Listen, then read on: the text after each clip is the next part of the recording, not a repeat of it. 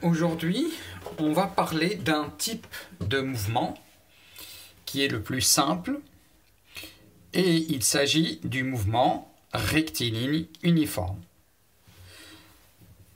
Il est appelé mouvement rectiligne uniforme, rectiligne parce que sa trajectoire est une ligne droite. Uniforme parce que sa vitesse reste constante, c'est-à-dire la distance parcourue pendant les mêmes durées est la même.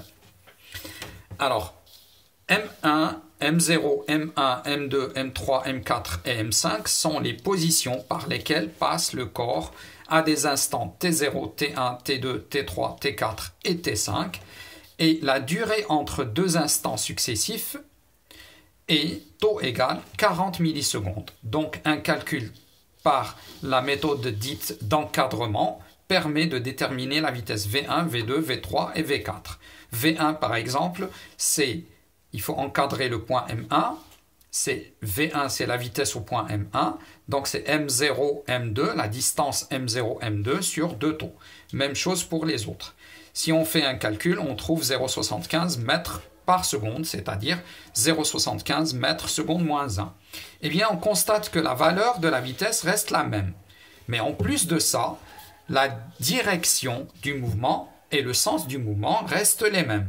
Donc, le vecteur vitesse V1, c'est 0,75 fois I. I étant le vecteur unitaire de l'axe que l'on va utiliser comme repère.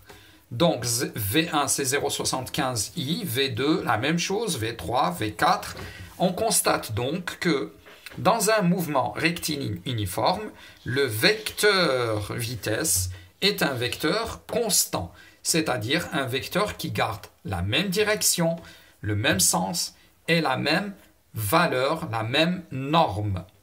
On dit que V est un vecteur constant. Eh bien dans ce cas, le vecteur accélération A, qui n'est autre que la dérivée du vecteur vitesse, est un vecteur qui est nul, tout simplement.